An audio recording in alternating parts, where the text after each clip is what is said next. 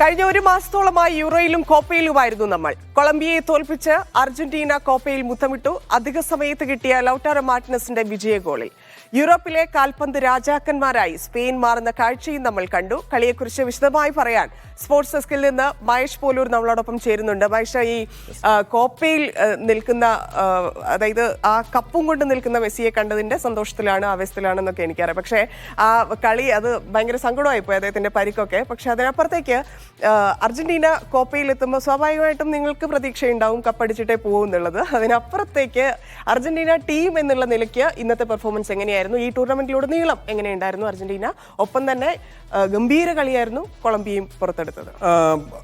തീർച്ചയായും കൊളംബിയ ഒരു മികച്ച മത്സരം പുറത്തെടുത്തു എന്ന് പറയാം. പക്ഷേ അപ്പോഴും ധന്യ, കഴിഞ്ഞ ലോകകപ്പിൽ ഫ്രാൻസിനെ പരാജയപ്പെടുത്തിയ അവസാന മത്സരം, ഫൈനൽ മത്സരം, ആ ഫൈനൽ മത്സരത്തിൽ ഒരു പോരാട്ട വീര്യം, അതിലേക്കൊന്നും അർജന്റീന ഇക്കുറി എത്തിയോ എന്ന് ചോദിച്ചാൽ ഇല്ല എന്ന് തന്നെ പറയാം. പ്രത്യേകിച്ച് ഗ്രൂപ്പ് ഘട്ടങ്ങളിൽ കാനഡ പോലുള്ള താരതമ്യേന ദുർബലർ എന്ന് പറയാവുന്നത്, ദുർബലരായിട്ടുള്ള ടീമുകളല്ല, എന്നാൽ പോലും ആ ടീമുകളുമായാണ് പ്രാഥമിക റൗണ്ടിൽ അർജന്റീന കളിച്ചു വന്നത്. അർജന്റീനയ്ക്ക് യഥാർത്ഥത്തിൽ ഒരു വലിയ എതിരാളിയെ കിട്ടുന്നത് ഇന്നത്തെ കൊളംബിയ മത്സരത്തിൽ തന്നെയാണ്. അല്ലെങ്കിൽ ഒന്ന് ഇഞ്ചോടിഞ്ച് മുട്ടി നോക്കാം എന്ന് പറയുന്നത്. ഇക്വഡോറുമായിട്ടുള്ള മത്സരത്തിൽ അർജന്റീനയ്ക്ക് ഗോൾ അടിക്കാൻ സാധിച്ചില്ല. അതുകൊണ്ട് ആ മത്സരം ഷൂട്ടൌട്ടിലേക്ക് പോയി. എമി മാർട്ടിനസ് അത് വിജയം സമ്മാനിക്കുകയും ചെയ്തു. അപ്പോൾ ഇന്നത്തെ മത്സരത്തിൽ ആകെ തുക എന്ന് പറയുന്നത് അർജന്റീന കുറെ കൂടി കഴിഞ്ഞ മത്സരങ്ങൾ അപേക്ഷിച്ച് കുറച്ചുകൂടി നന്നായി കളിച്ചു.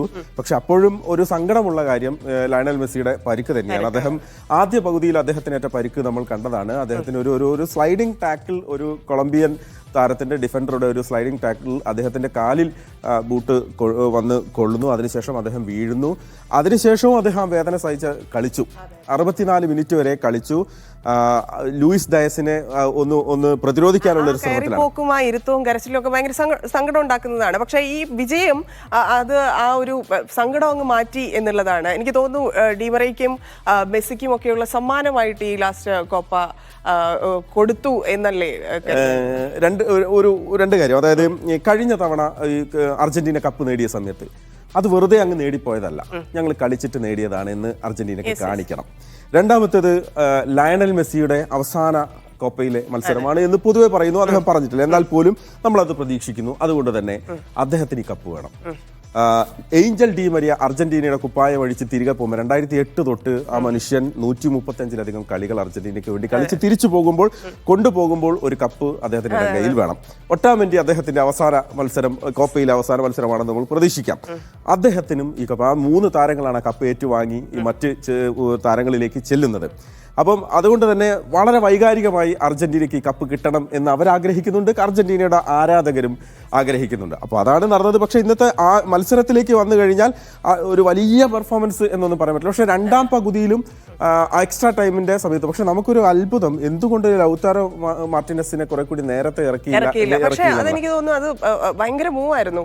ഇപ്പൊ നമ്മൾ കോച്ചിനെ കുറിച്ച് കൂടി പറഞ്ഞു പോകേണ്ട സമയമാണെന്ന് തോന്നുന്നു. സ്കലോണിയുടെ തന്ത്രങ്ങള് അത് 97-ാം മിനിറ്റിലാണ്, അതായത് അധിക സമയത്തിന്റെ 7-ാം മിനിറ്റിലാണ് 3 മാറ്റങ്ങൾ ഒറ്റയടിക്ക്. നമ്മുടെ PC സൈഫുദ്ദീൻ സ്പോർട്സ് ഡെസ്കിൽ നിന്ന് അതിന് പറഞ്ഞത് സർജിക്കൽ സ്ട്രൈക്ക് എന്നാണ്. അപ്പോൾ സ്കലോണിയുടെ സർജിക്കൽ സ്ട്രൈക്കിലാണ് യഥാർത്ഥത്തിൽ കൊളംബിയ പെട്ടുപോയത്. ഈ 3 താരങ്ങൾ, അതിൽ പരദേശിന്റെ അദ്ദേഹത്തിന്റെ പ്രകടനം എടുത്തു പറയണം. മധ്യനിരയിൽ നിന്ന് പന്ത്, ഡിഫൻസീവ് മിഡ്ഫീൽഡിൽ നിന്ന് പന്ത് എടുത്ത് അദ്ദേഹം മുന്നോട്ടേക്ക് നൽകുന്നു. ലോസെൽസോയുടെ ഒരു അത്യുഗ്രൻ പാസ്സാണ് ഒരു പക്ഷേ ആ മത്സരത്തിൽ നിർണായകമായത്. ലൗട്ടാരോ മാർട്ടിനസിന് ഗോൾ നേടാൻ കൊടുത്ത പാസ്, ആ പാസിനാണ് മാർക്ക്, ഗോളിന് 2ാമത് മാർക്ക് കൊടുക്കാൻ പറ്റും. അതാണ് ഓട്ടോമെന്റിയോ ഇല്ലെങ്കിൽ ഡിമറിയോ മെസ്സിയോ മാറിയാലും ശക്തരായിട്ടുള്ള പ്ലേയേഴ്സ് കയ്യിലുണ്ടെന്നുള്ള ഒരു കോൺഫിഡൻസ് അദ്ദേഹത്തിന്റെ മുഖത്ത് കാണായിരുന്നു എന്നാണ് എനിക്ക് തോന്നുന്നത്. നേരത്തെ മഹേഷ് പറഞ്ഞതുപോലെ ഈ മെസ്സി കണ്ണീരോടെ മടങ്ങിയ ആ ഒരു സംഭവം, അപ്പം ഫൈനൽ മത്സരത്തിൽ അങ്ങനെ സംഭവിച്ചതും വലിയ വിഷമം ഉണ്ടാക്കി. പക്ഷേ എങ്ങനെയും ഗോൾ അടിക്കാം എന്നുള്ള കൊളംബിയയുടെ ശ്രമം, ഈ ഫിസിക്കൽ ഗെയിം കൊളംബിയ പുറത്തെടുത്തു എന്നാണ്. കഴിഞ്ഞ കളികളിലെല്ലാം അത് കണ്ടതാണ്. പക്ഷേ ഈ ടൂർണമെന്റിൽ അതിഭീകരമായിട്ട് ഇവർ ഈ ഫിസിക്കൽ ഗെയിം എടുത്ത് തളർത്തിക്കളയാൻ ശ്രമിച്ചു എന്നുള്ളത് പറയാതെ വയ്യ. കോപ്പയിൽ സ്ഥിരം കേൾക്കുന്ന ഒരു പഴിയാണ് അത്. ഇത്തവണ ഇത്തവണയും കൂടുതലായിരുന്നു അല്ലെ യെല്ലോ കാർഡ്? കൂടുതലായിരുന്നു എന്ന് മാത്രമല്ല, ഇത്തവണ നമുക്കത് കമ്പയർ ചെയ്യാനുള്ള ഒരു അവസരം ഉണ്ടായിരുന്നു. ഒരു വശത്ത് യൂറോ നടക്കുന്നു, മറുവശത്ത് കോപ്പ നടക്കുന്നു. അപ്പൊ യൂറോയിൽ കുറെ കൂടി ടാക്ടിക്കൽ ആയിട്ടുള്ള ഗെയിം, ടെക്നിക്കൽ ആയിട്ടുള്ള ഗെയിം, ബോൾ പൊസിഷൻ കീപ്പ് ചെയ്തിട്ടുള്ള ഗെയിം, കൂടുതൽ നേരം പന്ത് അടക്കി വെക്കുക, എതിരാളികൾക്ക് ഒരു ചെറിയ ക്യാപ്പ് വരുമ്പോൾ പന്ത് നൽകി നമ്മുടെ സ്വന്തം താരത്തിന് നൽകി അത് ഗോൾ അടിക്കുക, അങ്ങനെ ഒരു ടാക്ടിക്കൽ ടെക്നിക്കൽ ഗെയിം യൂറോയിൽ നടക്കുമ്പോൾ, പക്ഷേ യൂറോ അത്ര സേഫ് അല്ല കേട്ടോ. ഇത്തവണ യൂറോയിൽ സ്പെയിൻ ജർമ്മനി മത്സരം നമ്മൾ കണ്ടതാണ്.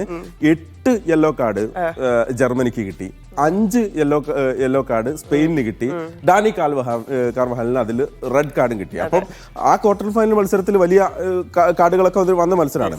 റഫ് ഗെയിം ഉണ്ട്, ടഫ് ഗെയിം ഉണ്ട്. അപ്പം കോപ്പ അമേരിക്ക ഒരു ടഫ് ഗെയിം എന്ന് നമുക്ക് പറയാം. മെയ്ക്കരുത്താണ് ഈ കുറെ കൂടി ബുദ്ധി ഉപയോഗിച്ച് കളിക്കുക എന്നുള്ളതിനേക്കാളും തരത്തിലേക്ക് നമ്മൾ പ്രയോഗിക്കുന്നില്ലെങ്കിൽ പോലും ടഫാണ്. ഇപ്പം ഉദാഹരണത്തിന് ഇപ്പം ലയണൽ മെസ്സി ഇപ്പം യൂറോപ്പിൽ ചെന്ന് പന്ത് തട്ടിപ്പടിച്ച ഒരു താരം, അല്ലെങ്കിൽ സ്പാനിഷ് ലീഗിൽ യൂറോപ്പിന്റെ ഒരു ഫുട്ബോളാണ് അദ്ദേഹത്തിന്റെ. വളരെ മൈൽഡായി ഒരു ഫ്രജൈൽ ആയിട്ടുള്ള ഒരു ടച്ച്, ഒരു ഫെദർ ടച്ച്. അർജന്റീനയുടെ കളിയിൽ തന്നെ ഈ കാലിൽ പിടിച്ചത് ഭയങ്കര ട്രോളൊക്കെ ഉണ്ടായിരുന്നു. ഈ കളരിയാണോ അല്ല എന്താ കളിക്കുന്നതെന്നൊക്കെയുള്ള സാധനത്തിൽ കാല് പിടിച്ചു വെക്കുന്നത്. അപ്പൊ അങ്ങനെയുള്ള സാധനങ്ങൾ പോലും കൂടുതലായിരുന്നു, അങ്ങനത്തെ കാഴ്ചകൾ പോലും ഈ ടൂർണമെന്റിൽ കൂടുതലായിരുന്നു ഉണ്ടായിരുന്നു. പൊതുവെ കോപ്പ അമേരിക്കയിൽ അങ്ങനെ ഒരു രീതിയിലേക്ക് വന്നിട്ടുണ്ടായിരുന്നു. പക്ഷേ ഇത്തവണ കൂടുതലാണ്. മാത്രമല്ല, ഇന്ന് അർജന്റീനയുടെ ആരാധകർ പ്രതീക്ഷിച്ച് ഒട്ടാമെന്റി ആദ്യ 11-ൽ ഇറക്കും.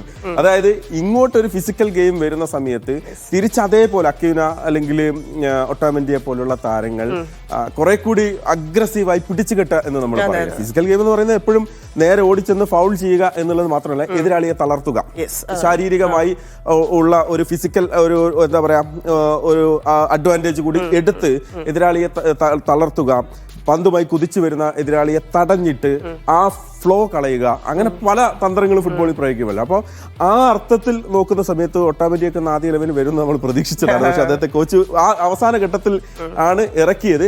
പക്ഷെ കൊളംബിയ ഉറുഗ്വേ മത്സരം നമുക്ക് മുന്നിലുണ്ട്. ഉറുഗ്വേ താരങ്ങൾ കളവും വിട്ട് കളത്തിന് പുറത്ത് ചെന്ന് കാണികളുമായിട്ട് പോലും. അതുപോലെ പക്ഷേ ലാസ്റ്റ് വേൾഡ് കപ്പിലാണെന്ന് തോന്നുന്നു ഈ ലോക്ക് ചെയ്ത് കളിക്കുന്ന ഒരു പരിപാടിയിലേക്കൊക്കെ പോകുന്നുണ്ടെന്ന് എനിക്ക് തോന്നുന്നു. കാരണം അത്രയും ലോക്ക് ഇടാറില്ല.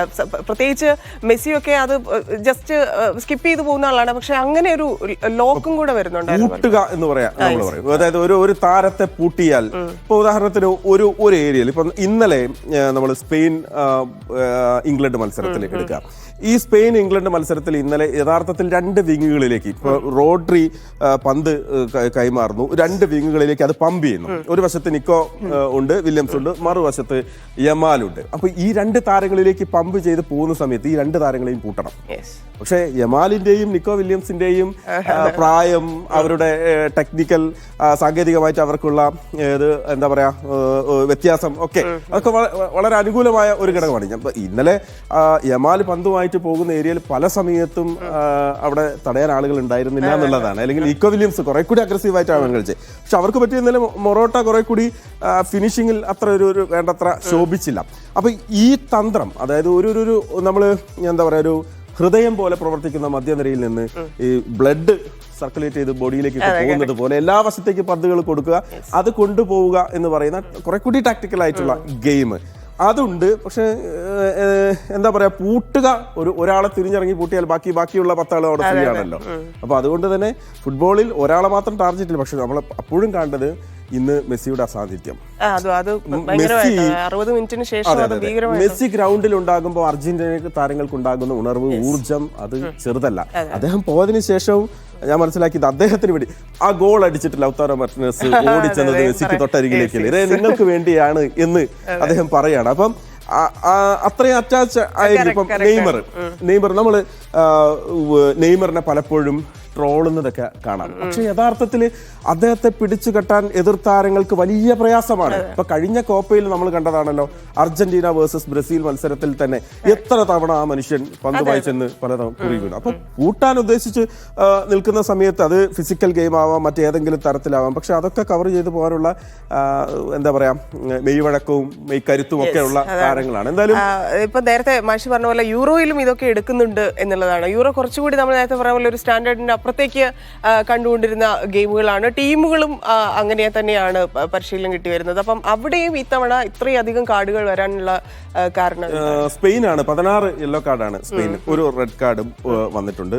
തൊട്ട് താഴെ ഇംഗ്ലണ്ടാണ്, അതിന് താഴെ ജർമ്മനിയാണ്. അപ്പം ഈ ഒരു കാര്യം എന്ന് വെച്ചാൽ 7 മത്സരങ്ങൾ ഈ 2 ടീമുകൾ കളിച്ചിട്ടുണ്ട്. അപ്പം മത്സരങ്ങളുടെ എണ്ണം കൂടുമ്പോൾ സ്വാഭാവികമായും കാർഡുകളുടെ എണ്ണവും 1 2 ഒക്കെ വെച്ച് കൂടിയേക്കാം. എന്നാൽ പോലും നമ്മളെ ഭയപ്പെടുത്തുന്ന ഒരു കാര്യം, അല്ലെങ്കിൽ നമ്മൾ കാണാൻ ആഗ്രഹിക്കാത്ത ഒരു കാര്യം എന്ന് പറയുന്നത് ഞാൻ പറഞ്ഞ Germany versus Spain quarter final മത്സരത്തിലെ ഫൗളുകളാണ്. എപ്പോഴും യൂറോപ്യൻ ഫുട്ബോളിന് ഒരു സൗന്ദര്യമുണ്ട്, പവർ ഗെയിമാണ്.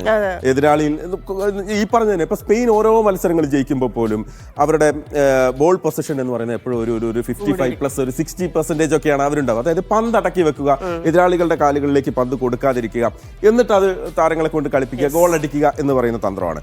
പക്ഷേ ഇത്തവണ കുറെ കൂടി ഒരു അഗ്രസീവ് ഗെയിം അവിടെ കാണാം. പക്ഷെ കോപ്പ പോലെയല്ല, കോപ്പയിൽ കുറെ കൂടി ബുദ്ധി ഉപയോഗിച്ചുള്ള കളി വന്നു എന്ന് കാണുമ്പോൾ യുറുഗെ കൊളംബിയയോട് കളിച്ച സമയത്ത് അവര് എന്താ പറയാ ഒരു ഫിസിക്കൽ ഗെയിം അല്ല കളിച്ചത്. യഥാർത്ഥത്തിൽ ഫിസിക്കൽ ഗെയിം അന്ന് കൊളംബിയാണ് ഇംപ്ലിമെന്റ് ചെയ്തത്. അന്ന് യുറുഗെ കുറെ കൂടി ബുദ്ധിപരമായിട്ടുള്ള മത്സരങ്ങളാണ് ഒരു കുറെ ടാക്ടിക്കൽ ഗെയിമാണ് അവർ മുന്നോട്ട് കൊണ്ടുപോയത്. പക്ഷെ ഫൈനലിലേക്ക് വന്നപ്പം കൊളംബിയ കുറെ കൂടി ഒരു അഗ്രസീവ് ഗെയിമിലേക്ക് വന്നു. അർജന്റീനക്ക് അത്ര അഗ്രസീവ് ആവാൻ പറ്റില്ല, കാരണം അവരെ സംബന്ധിച്ച് അവർക്കൊരു താളമുണ്ട്. ബ്രസീലിനാണ്, ബ്രസീലിനെതിരായ മത്സരത്തിൽ പോലും ഈ യുറുഗെ ബ്രസീൽ മത്സരത്തിൽ പോലും യുറുഗെ എടുത്തത് ടോട്ടൽ ഫിസിക്കൽ ഗെയിം തന്നെയാണ്, ഒരു തർക്കവും ആ കാര്യത്തിൽ. ബ്രസീൽ താരങ്ങളെ എങ്ങനെ പൂട്ടാം. മെസ്സിയുടെ പരിക്കിന്റെ പുതിയ അപ്ഡേറ്റുകൾ വന്നിട്ടില്ല, പക്ഷെ അദ്ദേഹത്തിന്റെ പരിക്ക് ഒരു അല്പം ആശങ്ക ഉണ്ടാക്കുന്ന ഒരു കാര്യം തന്നെയാണ്. സമയം ദൃശ്യങ്ങൾ കാണുമ്പോൾ കാണാം. പക്ഷേ അദ്ദേഹം സങ്കടപ്പെട്ട് നിൽക്കുന്ന ചിത്രത്തിലൂടെ ഏറ്റവും കപ്പും കൊണ്ട് അദ്ദേഹം ചിരിച്ചു നിൽക്കുന്നത് ഹാപ്പിയാണ്.